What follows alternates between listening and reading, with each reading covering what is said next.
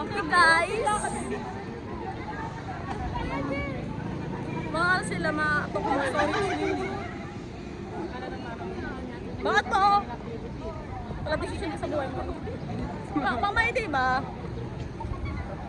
Okay guys. I'm here to the...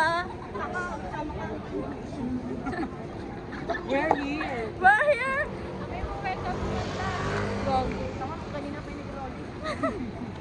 Pero, lagang!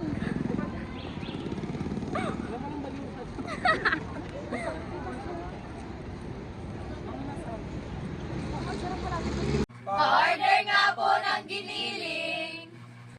Giling-giling, giling-giling, giling nyo na matunaw ang taba. Gusto ko i-snatch minsan, hindi naman alam na ako mag-snatch nun eh. Napakabait po nila. Pumasok sila ng 1 hour.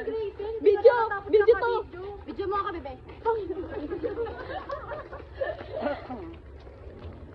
Okay, tayo ng dalawa.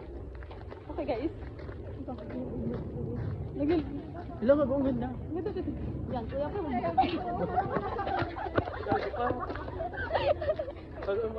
Uy, ang ganda yung lang. Kuya! Picture mo! Sige nga ito.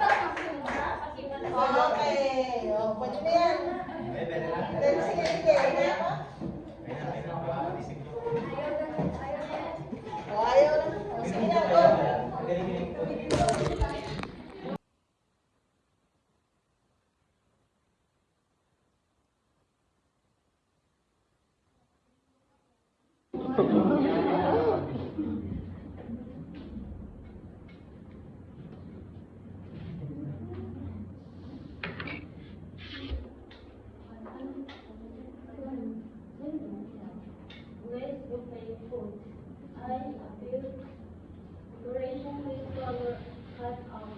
For example, with design of bridge or organized color and theme decoration on blade. For example, the decoration created a survey to create anything done in observing. May one page flat showing internal details and highlights the skills of inflow and customer select.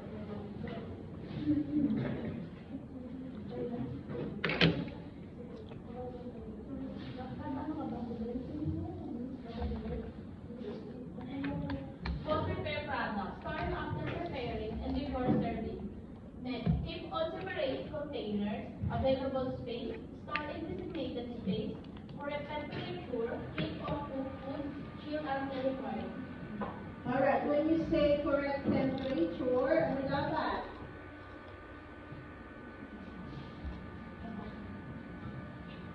Sabi diba, keep all cooked food, chill until required.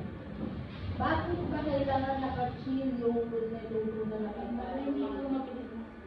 Yes, kasi pag pinaspawisan yan, papanis, sayang yung pera, no?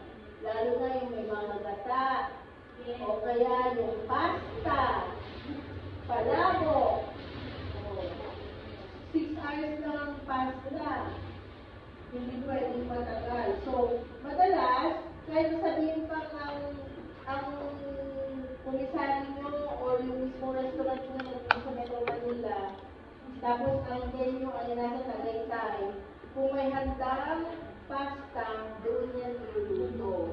Kasi, hindi pwede ibiyahe ang pasta dahil madaling ma-spoil. It can easily spoil. No? Palabok, carbonara, spaghetti, lalo na ang spaghetti, no? So, dapat nasa proper chilled temperature siya. Okay, next.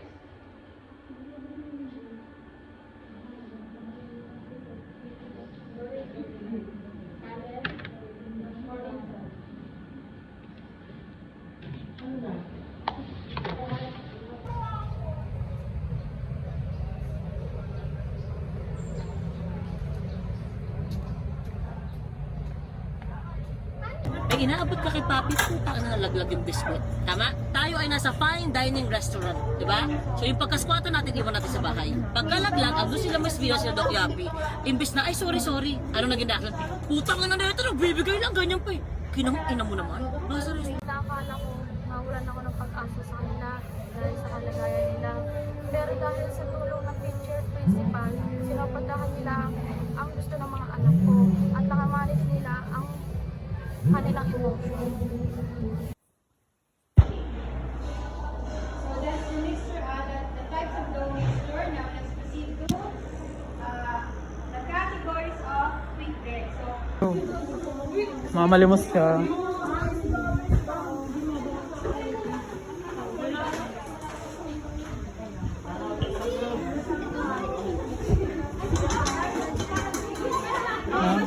Gago. Bago bang magagamit talaga? O baka gagamitin pa nila? Hindi, konti lang naman. Tapos hingi tayo sa iba na.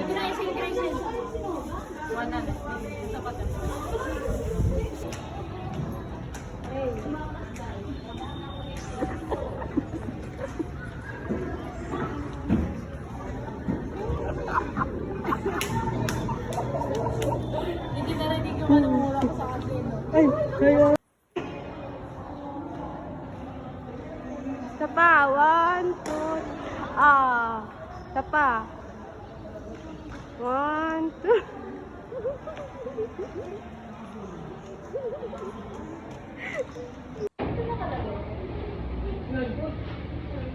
Hindi ako, ano ba?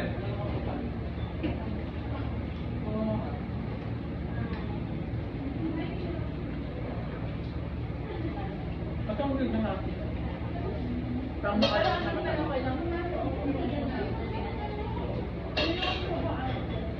Ano yung ulit?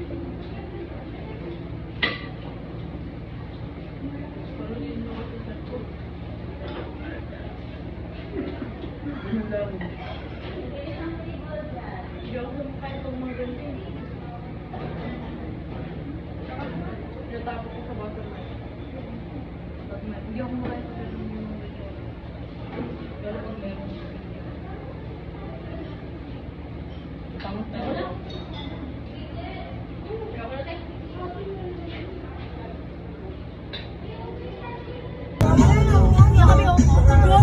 Ano gagawin no? Sorry,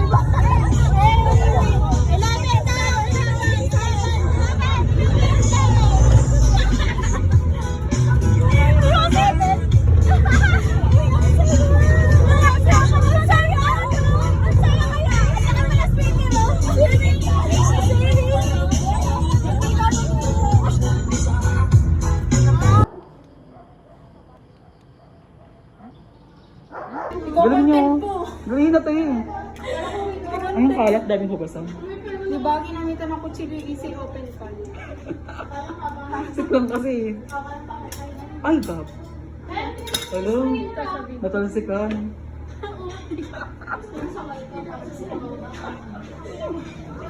Malapit sa amin, nasa kabilang ano na Oh, ba't ka galit? Ito na yung tuna sauce mo. First time sa elevator. Video ka na lang.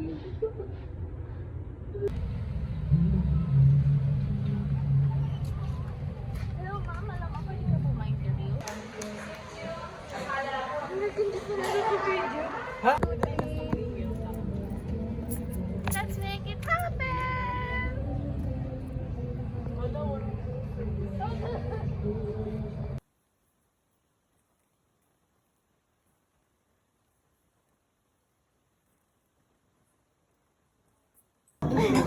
Ako pala gustong video. Guys, siya yung naka-obis Hindi ba naman, be? Hindi, ikaw lang muna. Ayos, eat. Sabi nito, kanino itong gawa? Patigyan mo ako muna. Giling-giling, giling-giling, giling nyo na matunaw